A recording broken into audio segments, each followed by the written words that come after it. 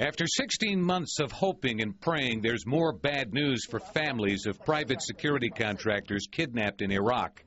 The bodies of 4 of them have been recovered and identified. They are John Young, Ronald Withrow, Paul Rubin, and Joshua Munns. 2 others are still missing, Bert Nussbauer of Austria and former Amherst resident Jonathan Cote. My name is John Cote. All but Withrow worked for the security group ambushed and taken captive in Iraq on November 16, 2006. Withrow was abducted nearly 2 months later.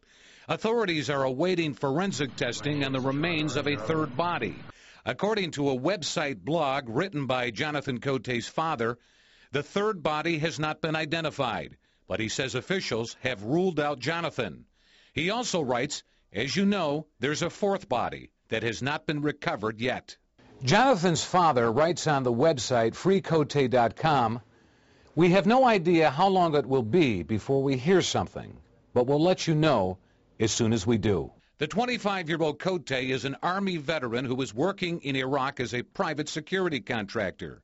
Government officials have released no specifics on where the bodies were recovered or how.